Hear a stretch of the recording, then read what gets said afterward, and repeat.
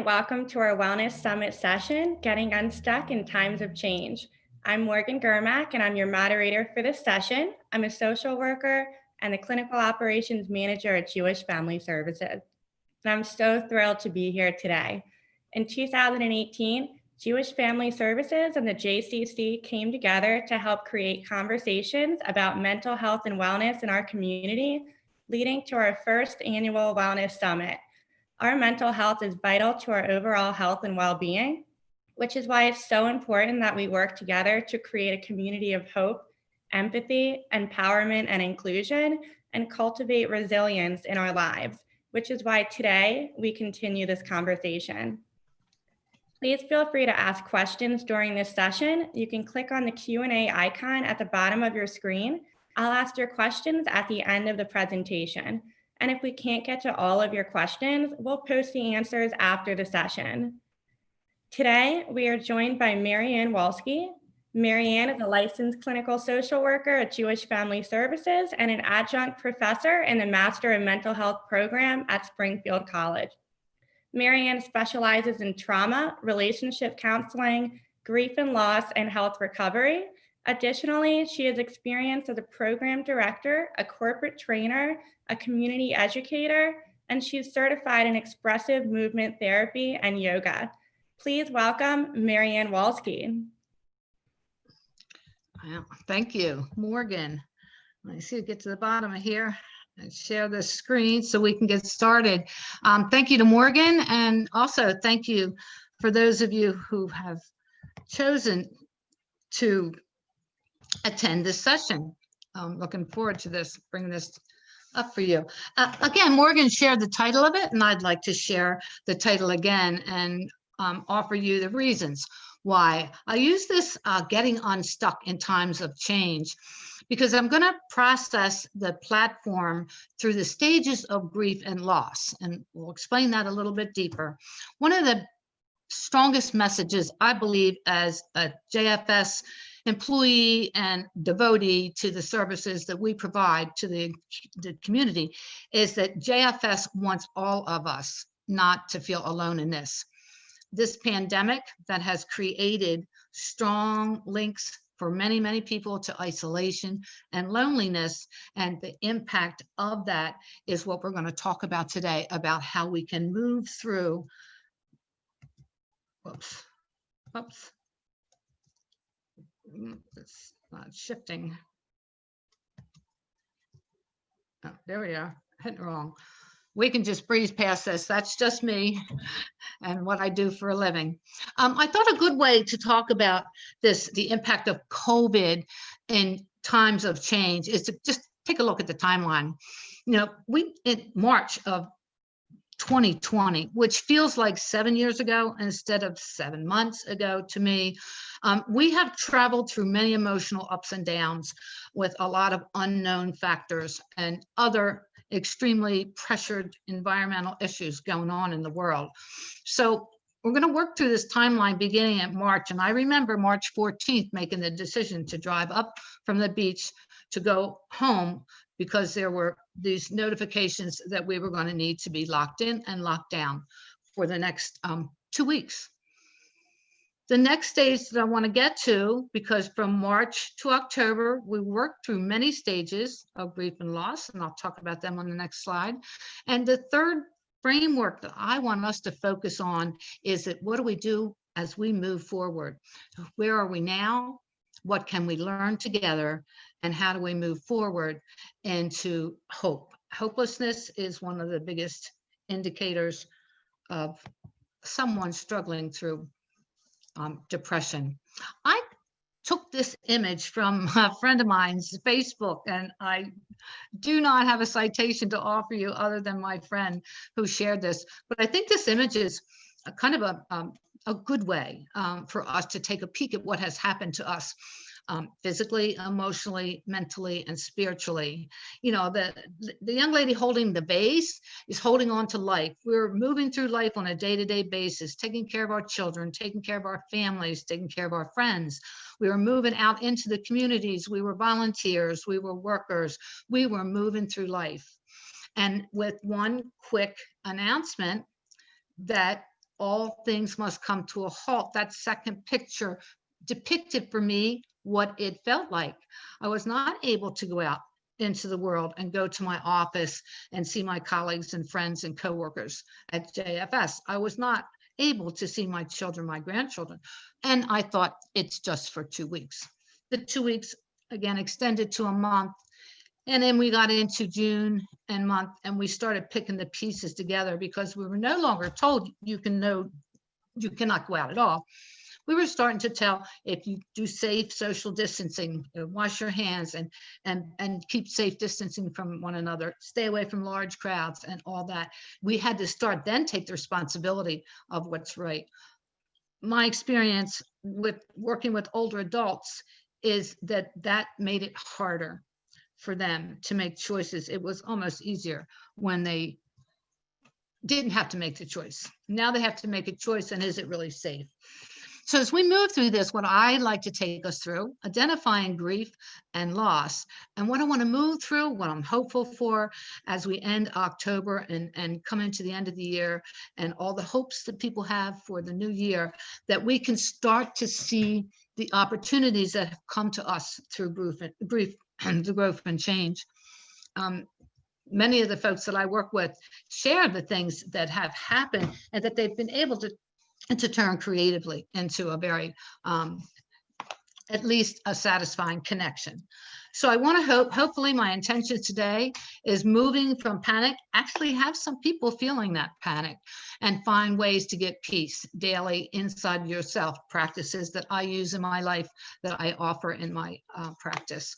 And I keep coming back to this term, learning to get upset, because as the next few frames will tell you, when we get to a stage in grief, which is the response from loss, and we stay stuck in that, that's when we have effects mentally, emotionally, physically. The proof is out there. And I do want to share my perspective and the work that I do in exploring the gifts of awareness from our nervous system.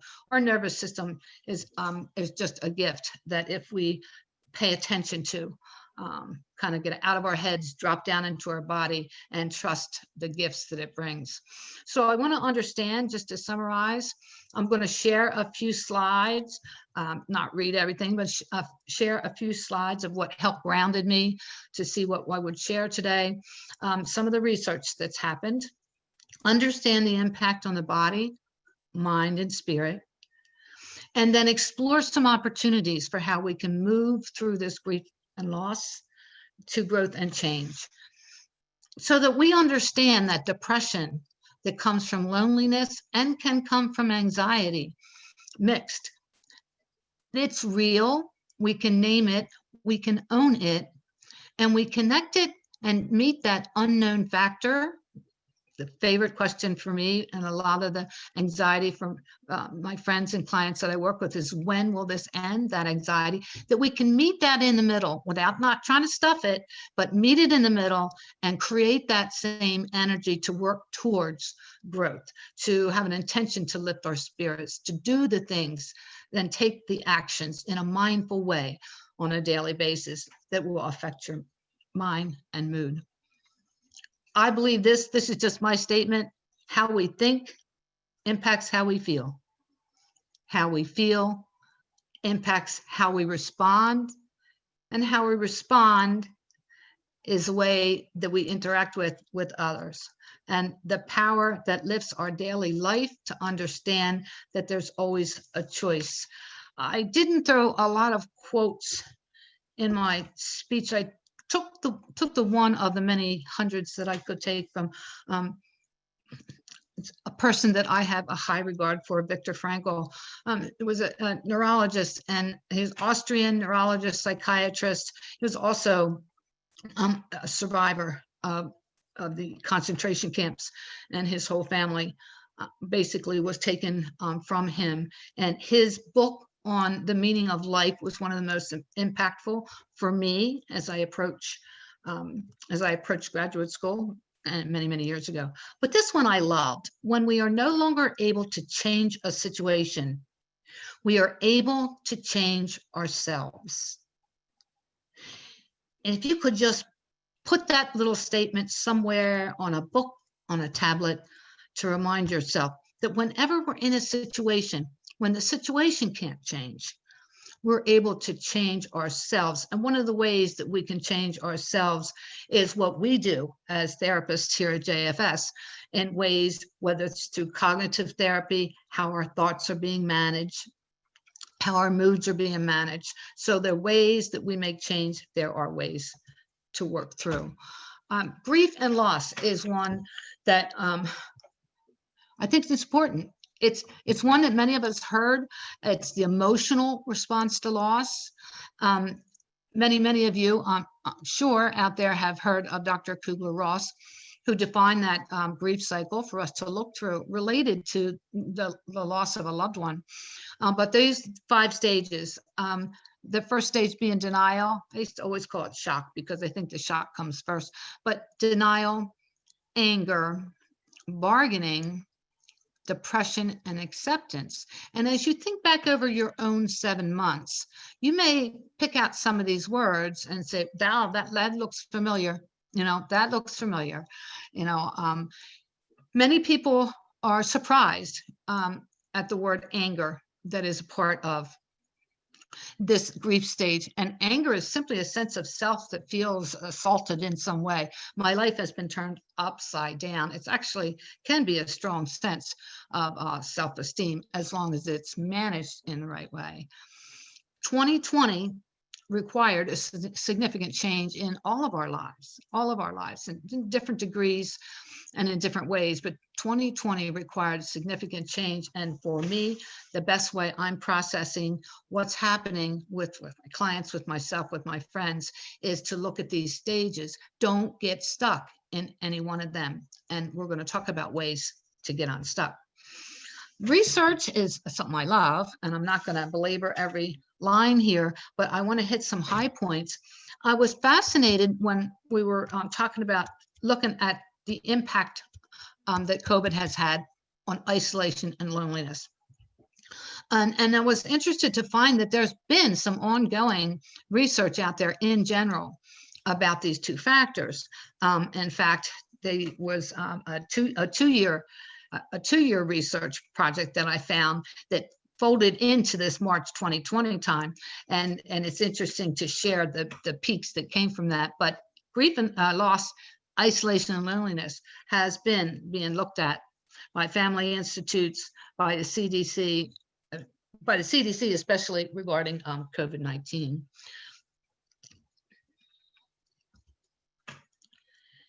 The stages of grief that I think started in March and April, and we're kind of like, some of us not sure, it's not going to go away, and we start moving either into depression or bargaining. We got stuck in depression. People in depression feel stuck. It's like stuck in maple syrup, can't get out of bed, don't get out of bed kind of thing.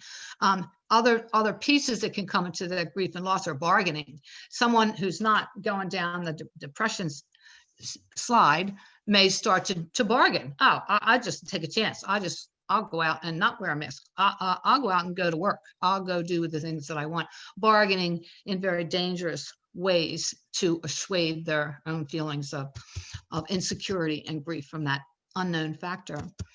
This one study told us that looking back, there was over a 2-year period that there had been an increase. This is 2 years prior to March, that had been a 15 to 16% increase overall in the impact of isolation and loneliness. So this has been going on.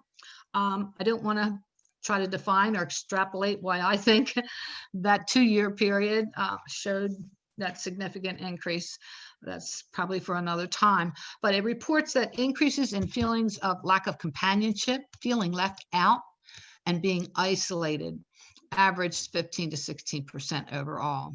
Interesting to me is so many of us who were used to, getting up, going out to work, and going into an office and having colleagueship, going to work, we're feeling that, and over those last couple of years, things have changed for people, and that may be an indicator that brought up.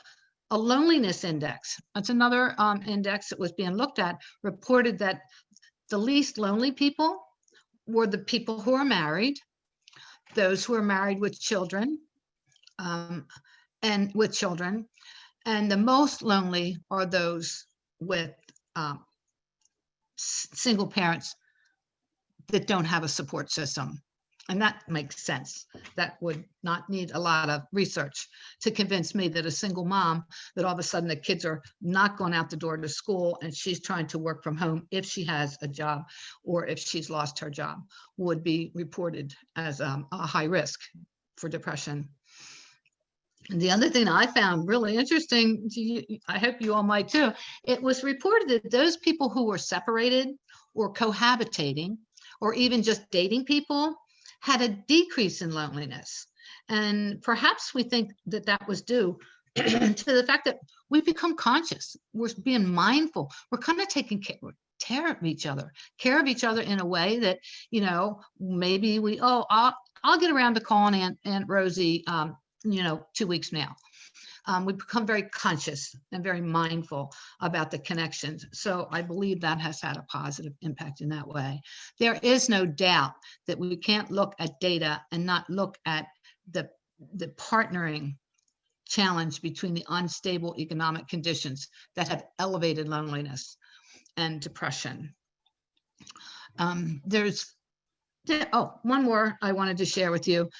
There's an American Life survey that reported at the height of the lockdown, and this is really the height of the lockdown, this first 2 weeks of March 16th and on, that 36% of all Americans reported feeling lonely or isolated. In that average number, 39% of those were females, 34% were males, of those living alone. Here's more. I don't want to bore you, but I just think that this is really helpful for us to see that we had expectations about what was happening to certain, people in our lives, no matter what their ages were. But some of the actual reporting can have us pay attention to people maybe that we weren't thinking needed attention. 42% in this Abrams study said parents with children under 18 feel lonely or isolated a few times a week.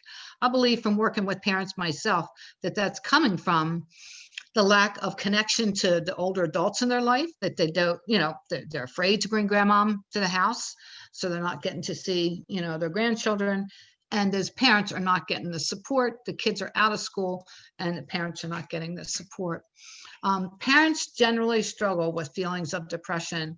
And in that study, it indicated 51% of moms are feeling depressed at least a few times a week, and 35% of the fathers. I'm not sure what would be the root cause of that. And won't try to guess, but half reported that having cried at least once. So tears are a good thing. Tears are a release. They're actually one of those body gifts, that help us when we feel like we're about to blow. So they're actually a good thing. In intact families, in families where the parents were together, we found a report around isolation, loneliness, disconnection of these figures. 30% male, 49% female. Again, these are starting to line up and be fairly close. Parents with younger children had higher rates of risks from depression, loneliness, 58%, while 45% of feelings of loneliness were experienced by parents with children aged 6 to 7. So even the age groups of the children that parents have mattered, and that the parents with children at home that were under 6 were perhaps the most stressed.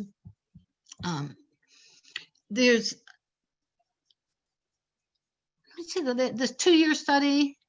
Yeah, I threw this number in here because in a 2-year study, going back to what I said earlier, I was surprised that I found out so much information out there about the impact. I thought that this was onset totally by virus, but this 2-year study revealed that 33% who lived with others experienced loneliness, while 37% of those living alone.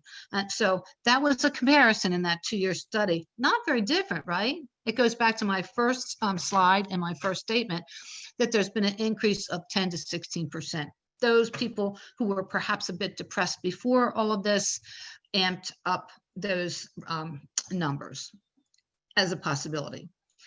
This one I thought was, well, this one touched my heart.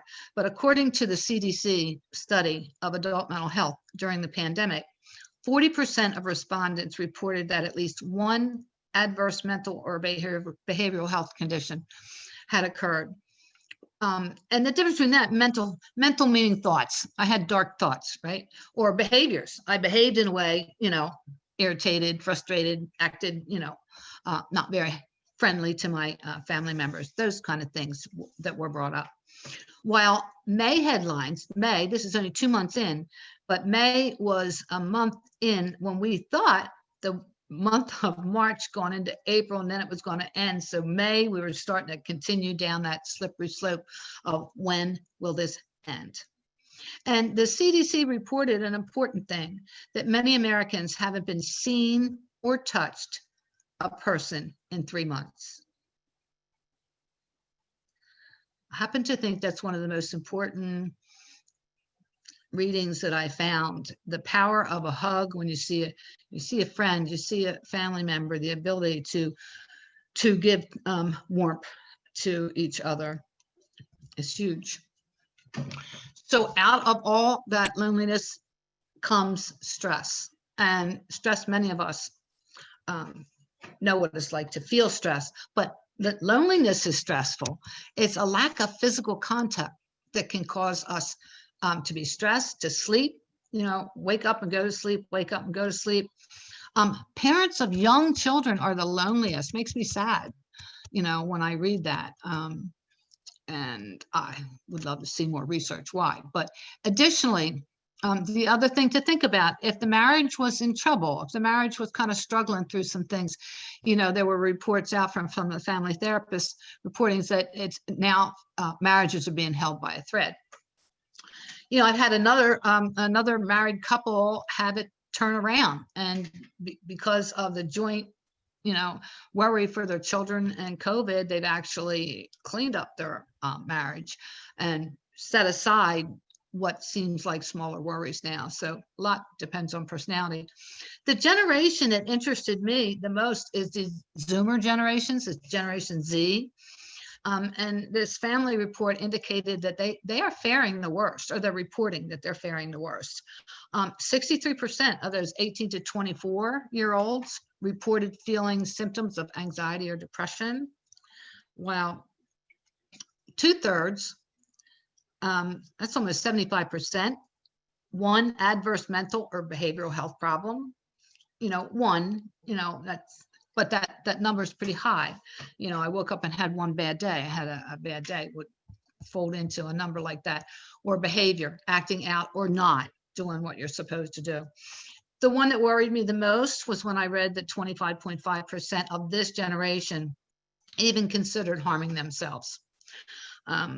So that study asks all of us to keep close eyes on those we love that are between 18 and 24, because they're least likely to let you see, that they're not doing well, and they have been reported to be a high risk.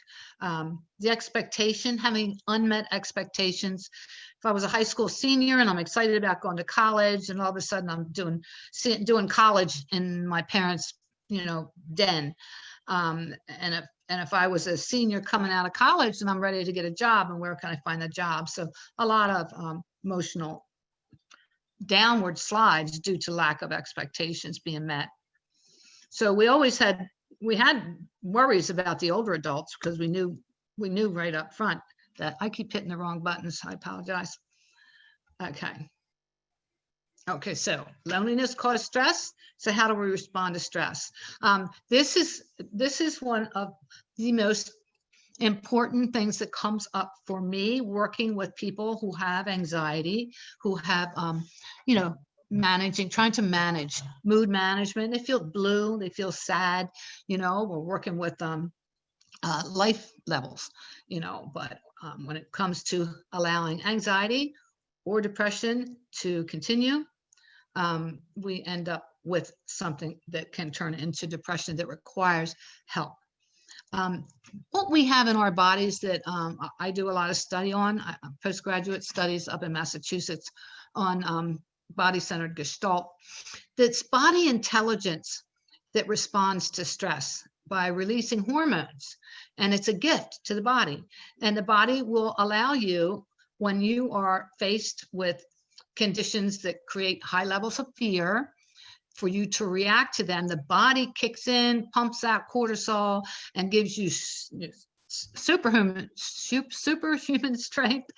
You know, I'm saying all that because I pictured one time in a neighborhood a bunch of men picking a car up off a child who had been his bike ran under a truck. So I was stumbling there when I had that image. I had that image. And loneliness is not merely a feeling, it's a warning. Ineffective coping methods, they're like, I'm hearing it all the time, my friends. You're eating too much, they're sleeping too much, they're doing way too much media and television. Very, very, very hung up on the word that I hear every day from my clients, and then I never say it the rest of the life, the election. I'll just say it there and put it to bed. Decreasing loneliness. When you feel lonely, what you're doing now is the answer. Reaching out, participating. People are doing virtual hangouts. May not like the Zoom, but it's given us spaces. Get outside. People need exercise. Exercise will release those stress hormones. Right? Engage in self-care, whatever self-care is to you. Fun, movies, meditation, yoga, learn something new. And the one thing that's been working with a lot of my favorite people is that they make a list of people that they thought about and haven't called for a long time. And they're doing it. Each week we talk about it. So here we are in October. Understand the gift of your nervous system, that it's a warning system. Checking in with your breath. Your breath is the first indicator. Take a nice deep breath, if you will, with me right now. Take a nice deep breath and then exhale. And know that any time that you're feeling stuck or grief or in a place that's traumatic, you can interrupt that downward thought cycle by just simply breathing. The peace side of your nervous system is not automatic. It requires that we do something. So when we feel stressed and hyped up and nervous, we have to elicit and do something to take it back to the peace side of the nervous system. So prayer, meditation, those kinds of things. We all have this question, when will it end? Mariann, Anonymous came in and they said, can you do that again, please? Your breathing technique. Oh, sure. Sure. Thank you, because I need to breathe. Sure. I like one of the best things you can do for self-care and any kind of tension is to breathe. So if you don't have any upper respiratory things going on this morning, simply take your left hand over your low belly, place your right hand over your heart, and quietly inhale through your nostrils, unless you have something going on, allergy, something. Inhale, nice, deep, elongated inhale. And if you will, hold that breath for 4, 3, 2, 1. Now exhale. And an easy way to do that is to pretend you're blowing out a candle. And do that until you start to feel calm.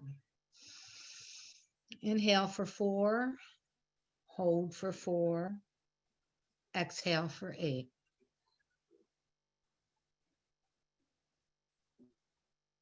Okay. Is that okay, Morgan? Great, thank you. And we do have a question. Yeah, we can stop here. I can flip through the rest. I think we only have a few more slides, but we can flip through them. Okay. Let's do some questions. I just want to ask one question. We did have a few come in, but this one I think is really important to address now is what are the alternatives to hugs? Hugs are so important. Oh my God.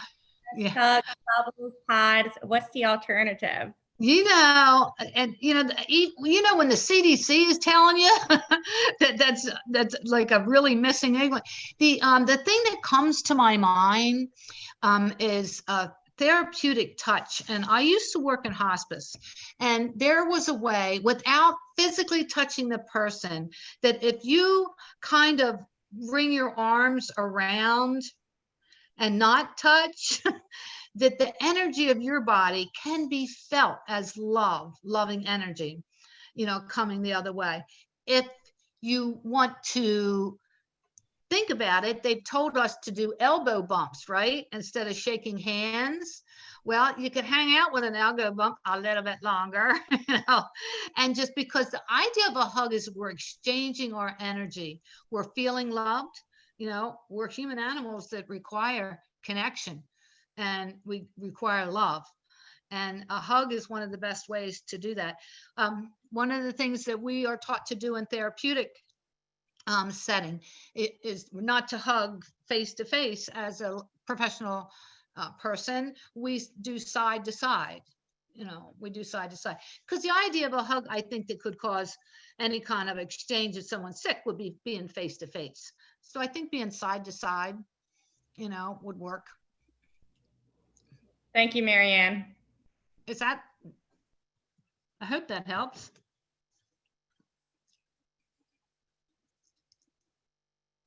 Do I want to go again? Okay, I'm going to flip through here. I think we only have a few more so we can have some time to talk. But I really, really want to ground us in the idea that we have lots of things to think about. Cognitive therapy helps us think about things. How you think matters. When my thoughts will turn into emotions, my emotions will turn into responses behaviorally. So really check in with your thoughts, make sure. I ask people, if your thoughts are dark, it's okay, own them, name it, put it out there, and then give yourself 3 gratitudes, to kind of offset. But this peace side of the nervous system is not automatic. If Dr. Herbert Benson wrote the relaxation response, and he was a cardiac surgeon, and he studied, the impact with his cardiac patients on, at that time back in the 70s, the transcendental meditation, and the impact of that on the nervous system. And then we're moving into today's world of mindfulness-based stress reduction with John Kabat-Zinn, proving and working with cancer patients. So the idea of this nervous system, we talked about TM back in the 70s, but there's lots more going on today for you, if you're not involved with, to get involved with. I'm very involved in yoga in my life, Tai Chi, Qigong, and prayer. But here's the thing. What Carlson found out was that we simply need to elicit a response for the peace side.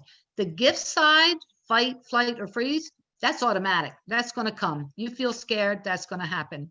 The trouble with the body system is it doesn't always know how to differentiate a slamming door, from a threat to our life. It doesn't have that ability to differentiate. So it slams, our heart races, and we have to, through breath, the easiest thing to do is through deep and long breathing, bring ourselves back to the peace side. I call it the peace side of the nervous system, because that's the side that any of us who have taken antidepressants, when we get depressed, the peace side has not been able to elicit the proper chemicals to keep our mood in balance. So it's almost like the serotonin reuptake is producing serotonin that should be coming out of your body. I know we're losing time here. Listen, this is just a list of recognizing depression. Know that if your daily life is switching and changing, loss of interest, can't get out of bed, trouble sleeping, feeling hopeless, reach out. Reach out to a friend, reach out to us, reach out to anyone. Don't stay stuck. Don't stay stuck. I put the national hotline down there. Here's some other ways of getting unstuck. Cognitive therapies. Cognitive therapies work. Mindfulness-based cognitive therapy is very popular, much much in use in JFS with many of our fantastic therapists that we have. These cognitive distortions that people are walking around, they share it with me. This is never going to end. Telling ourselves, when will it be over? This is horrible. Those things impact the body. So we need to check in on thoughts, learn mindfulness, practice a daily routine, play. I have a book listed on a citation. We know that play, creative space that brings you joy is healthy. It's healthy mind, body, and spirit. Children know how to play. I love this story. One of my clients gave me permission to share it. She and her husband were feeling very down and depressed about not being able to see physically their grandchildren because the adult parents' fears of bringing COVID to the grandparents. And so what they do every night now, and I'm not sure if it's FaceTime or a Zoom, but the little grandchildren get on a Zoom and they call, and the grandfather shares bedtime stories. And I just love that. I think that was such a creative way on staying stuck in what we can't have, creating something that we can have. Learn the 5-second rule. Mel Robbins, oh my God. Mel Robbins, she's somebody that's a character on TV. She's written this book called The 5-Second Rule. If you're interested, look her up. She's fun. She has a daily Facebook page. She's a lawyer that went through recovery issues for her own personal self, became a life coach. She gives me these things. I share these 7 with my clients. Most weeks, I ask them this. Name your feeling. What are you feeling in this moment? I'm feeling frustrated. I'm feeling sad. I'm feeling safe. Put it out there. And once you put it out there, you need to move it. And when I say move it, you can move it in any way that feels good to you. You can move it with cranking on music like I like to do. You can sit down and draw. You can get outside and walk. But once you name that feeling, I feel frustrated. I feel stuck. I'm going to get unstuck because I'm going to do this. 5-second rule says, it's like I'm lying in bed and I feel like so down. I don't even feel like getting out of bed. 5-second rule, you would count backwards, 5, 4, 3, 2, 1, and then you take action. And she explains in her book how this worked. She was watching a rocket go off, and she had a countdown, and then it took off, and that gave her the idea that that's what she had to put in her life to motivate herself. It's kind of a fun thing. Do one thing today, the 29th, do one thing today that makes you happy. This is really important. If you have to write it, and put it up in your house all over the place. This is temporary. We've been through things before. We've been through challenges. We've coped. We have the resilience. We have the formula for how to get through this. Just because this is new doesn't mean those of us who haven't shown coping skills that are effective, not unhealthy ones, because unfortunately, some people are resorting to unhealthy eating, unhealthy drinking.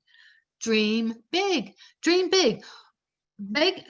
Some of my clients say, I would just love to go to Australia, like that's dreaming big. And they have no idea that they could afford it, get there or not. The guided imagery tells us that when we think, create happy thoughts, we will feel better and we'll pull ourselves out of this place. I like this other fella, Brian Stewart. We all need to form healthy boundaries. Boundaries, I can't tell you how important a boundary is. Putting a boundary on a code for appropriate behavior, right? We all need to be kind to one another. It's too easy for the irritability of the current times to manifest themselves, and particularly onto people that we love the most, that we need the most in our life. Pay attention to your sleep. Pay attention to your nutrition. Exercise as best you can. Take a real picture on your financial world. My husband and I we're preparing. We have plan A, plan B, plan C. And so that's putting me and him in a proactive position. Sleep is everything. So many people sleep with a TV on in their room. Your brain doesn't get to go to sleep. You'll have nightmares. Try to have a quiet room. Try to turn down the noise and do something quiet 2 hours before sleep time. Healthy boundaries. I always say no is a complete sentence. Many of us that have a tough time not saying, I really don't want to do that, but I would. No is a complete sentence. Stay grounded. Take the time and do what makes you feel grounded. If it's your spirituality, if it's attending synagogue, church, through streaming, even though it's, feels odd today, do so. Live in this moment, because this moment is all we have. Being mindful, mindfulness-based stress reduction is the third wave of the action therapies that we participate in. And as a cognitive therapy, it keeps the bones of cognitive therapy and adds the mindfulness of staying in the moment, enjoying the moment, looking at what we have that's working good. Smile. And I realize now that when I wear a mask and I smile at people, because smiles always seem to work for me, working with people can't tell whether you're smiling or grinning. So put some words, it's a great day, put some words to it. Stretch and walk daily if you can. Again, I like to add my little peace practice here. I taught this to my grandchildren. Anytime they feel starting to get amped up or animated, they would sit down on a yoga mat in my house and we would do a little meditation. And I taught them just breathe in peace, inhale peace, and exhale tension. The quickest thing that you can do for yourself when you find yourself feeling tense is breathe. If you remember nothing else, know that this agency that I work with and our mission is to be a part of support in the community, and we want no one to feel alone. The strongest message I have for that is you are not alone. Thank you so much, Mariann. We did have questions come in, but before you get out of your PowerPoint, could you go back to the Mel Robbins 5-second rule slide and leave that up on the screen for a bit? I think I have her on my reference page too. Yeah, she's, it's funny. I do all this research and I love all the academics and I teach at college, but I get such a down-to-earth kick out of this lady. She's so honest. But she said it's really important. And, we do this in a therapy session. Name it. Name what you're feeling. Because as long as your feeling stays inside of you and you don't share it with somebody, it's going to work its way around. It's going to work its way around to your physical self, emotional self. Yeah, and I do it all the time. The days that are gray outside, I don't feel like getting out of bed. I have a paper to write or grades to make. I do this. 5, 4, 3, 2, 1. But that you have to take action at the end of that. Because her belief is that you can't just think about stuff. Oh, that's a good idea and that's a great plan. You have to take action. Thank you. Rachel asked, how can I offer emotional support to friends and family who have been quarantined, especially when I'm feeling isolated as well? Oh my God, Rachel, we're twins. I've had the same feeling being a therapist, that it's the first time in 20 years that I'm going through the same thing as the folks that I'm seeing. So my best bet is to make sure that your self-care comes first, that you have a plan in place for your own self-care. Like right before I did this presentation, I took 15 minutes out and I did a little breathing exercise. Make sure that you're filled up, whatever self-care is to you, and then reach out. And the other thing about that is that each and every one of us is experiencing this uniquely. If there's any way that she can do a group, can even pull everybody together in a group on Zoom. The book clubs that I'm in now are on Zoom, and I didn't want to do it at first, but that's the best we can do. The favorite question I have in life is, how can I help? How can I help? And whose needs need to be served? So when we're thinking about the family and friends and who needs that kind of help, it's important that it's like, what do they say on the airline? and when they're giving you the safety stuff at the beginning, if you're traveling with a child, you know, and the oxygen mask drop down, make sure you put that mask on you first before you can take care of others. Anonymous said, as for loneliness and feeling stuck, sometimes I reach out to people, but if I don't connect or hear back, it makes me feel more depressed. It also Yeah. causes more loneliness when I reach out and I feel like nobody reaches out to me. Can you address this for me? Yeah, number one, I want to say I'm sorry that that's happening. And if you were in a therapy room with me, I would be drawing a circle on a piece of paper and saying, let's put different people in your circle and let's put some resources, even if it begins with me, you know, because I would wonder what would keep Anonymous from being able to then send another message in a different way, either through an email or something. And, you know, we can first make an assumption that somebody might not have gotten, you know, the message. We can change our thinking to say, wow, maybe my friend is in worse condition than I am and just doesn't have it inside him. So how could I help him? I have some needs myself. So checking in with how we think about it is what I would suggest. How do we change the thoughts of it's never going to end? I find myself getting stuck there. Yeah. Oh, it's so perfect. It's so perfect. And it's, you know, and I say this, it will end. There has never been an event, big, small. My mother even said this about a house. You know, a house can sit on the market for 6 months or a year or 6 days, but it's going to sell. And I always keep that metaphor in my mind that this will end. We just don't know the way it's going to end. And that's what's creating anxiety. So we have to turn that into an empowerment type of position where we say, what choices do I have? That image of the mosaic, what choices do I have for how it's going to end? It's going to end for me because I'm going to make certain choices about where I go. I'm going to make certain choices to keep my health up, my eating up, but it will end. And just every day to yourself, you know, just write it down. This will end.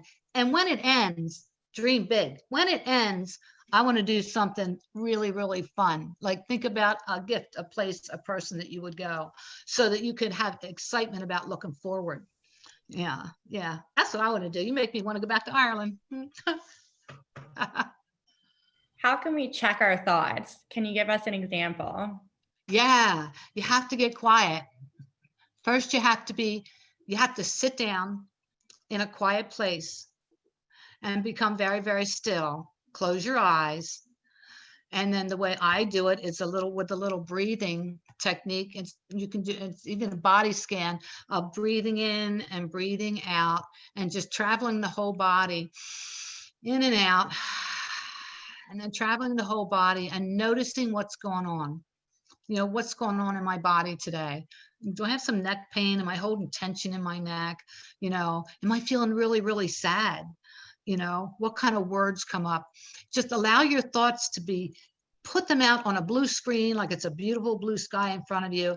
Put the thoughts on those clouds, you know, take them out. It's like art. The beauty of art is that we can look at it from the outside. So take what's inside and put it out in some way, whether it's to write it down, to do a little scan, to express it, get some art paper out. I have a lot of artists that get those feelings out and then put them in a different way.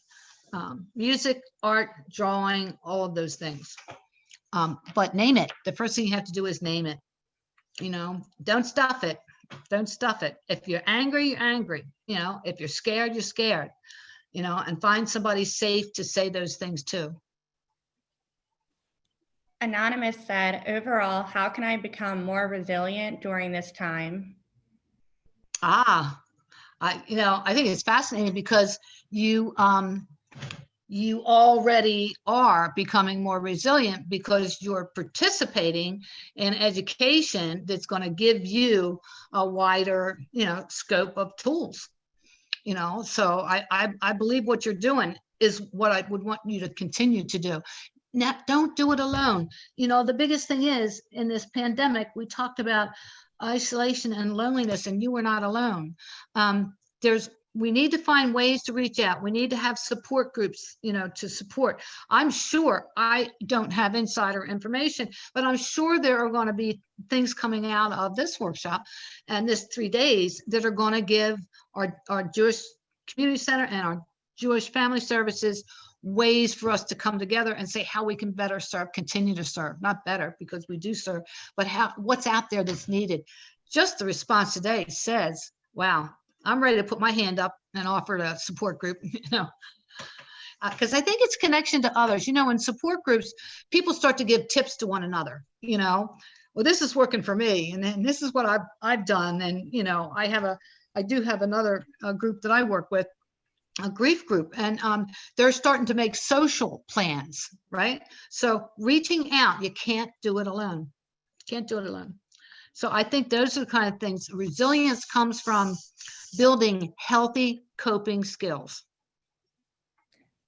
Anonymous said, like the previous question, I'm especially sensitive to whether or not someone responds by calling or texting back, and that their comments are warm and friendly. Sometimes I crave proof that my friendship is reciprocal, and comforting, loving remarks are so meaningful.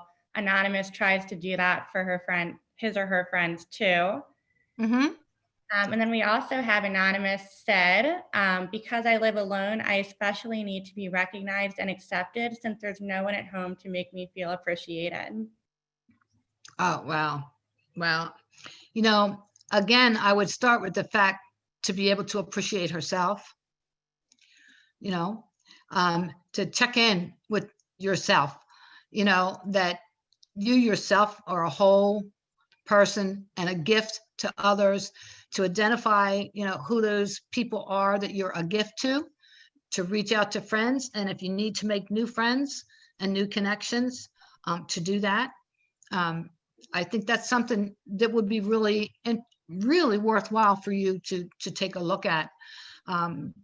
My question would be, have you been this sensitive prior to these 7 months, or is it just come on in the 7 months? Because it's been something that's been going on for a while. I would say it would be worth exploring, and I would say it'd be worth exploring in some kind of capacity, whether it's counseling or reaching out, but making a connection. Anonymous asked, how can I find a support group? I'll make a pitch to my CEO. I'll make a pitch. But let me say this about CEOs. Not CEOs. I want to talk about my CEO. I'm going to talk about the support groups. There's a ton. If you go on Google, my favorite thing, right? If you Googled, there's probably a lot of, opportunity. Typically with support groups, though, they're usually around things like, there's NAMI for people who have major depression. They run support groups. There's AA groups and NA groups for people who, are struggling with addiction or recovering from addiction. There's Al-Anon groups. There's usually all kinds of groups that are specific. So this is a really interesting one. What would Anonymous name this support group? If they would give me a name of what they would call that support group. Because you might find it in the NAMI offerings, because that's strictly a focus on mental illness. Yeah, and I just want to add, if you visit our website at jfsdelaware.org, you can find our support and therapeutic groups online as well. And you can also give us a call at 302-478-9411. Talk to our intake specialist to find out what services we have. Mariann, we did get a question, is how can you explain how to reach out for help with JFS? How do I know when it's the right time to reach out? If you're thinking about it, the best thing to do, we have tremendous intake department, young lady that's our intake person. You can call and talk to our intake person, and they might be able to help facilitate you thinking through what would be a good thing for me to do right now. There's no harm in exploring and reaching out. I would say that would be what I would want to do. If you feel alone And if you do not feel that you have a circle of supportive educational opportunities or supportive friends around you, or if you feel like the support is coming from family, and sometimes family, we love each other, we can't necessarily have the skills that you can get from a neutral party to help us through this. So I would just say reach out. I would say reach out. I think there are some informal places. Contact Delaware is one that has a telephone, a general number to call in. But there's a lot to call in, but you can start with us. A great question just came in. What if I don't find a therapist at JFS that meets my needs? Absolutely. That's such a great question, because one of the most important parts of the success, and I've even seen the ratio of 85% of the healing comes in the therapeutic relationship between the person and the therapist. So who the therapist is really matters. We do our very, very best job on intake of identifying the therapist that might best fit your need. It's not just, it's not like random, it's not like going out to a restaurant and who gets the next table. We really take it very seriously. Someone has called in, they've stated this is what their needs are, that they would like to have met. And then we identify a therapist who would be able to meet that need. I have had, several of us have had a client, it didn't match or it didn't work with us, and there's somebody else in the field. We're professionals. You're not going to hurt our feelings. If you say, yeah, I really want to do this work, but this just doesn't seem to be working for me. Can I see somebody else? All of us have had that experience, and it's not a problem. And we have another question, and we're getting low on time here. How do you handle Zoom with friends where all have family in the area, see them a lot and talk about it? My family is far away and I can't see them. I often get off Zoom feeling worse. I would say proclaim it. I would share that with the group. You all need to help me. I'm missing my family, and I see, it's kind of dialectical. It's like she can enjoy seeing her friends and their kids and also be able to let them know, it makes me feel really, really lonely, and I would wonder, does her family that's extended have the same capacity to join her on a FaceTime or a Zoom, or that she could bring that up to? My granddaughter's over in Germany right now at the military, and she asked for a Sunday afternoon, and she wants everybody in it, and yeah, so I would ask them, I would ask your friends, I would want to know, I don't know whether she's worried she's going to bring them down, but she won't. Just what this tips from Mel, name it, just name the feeling. I love being here in these Zoom groups, and I really struggle because it often makes me miss my family too. And you may get some of the support that you need by just expressing it. Thank you so much, Mariann, and thank you all for joining. Please come back and join us for other sessions, and feel free to contact us with any feedback or to get further information or answers to the questions that we were not able to answer today on our landing page, siegeljcc.org/wellness. Please join us later at 5 p.m. for Quarantine, a conversation with Samaya Salters and Susan Nakawisa from Jewish Family Services.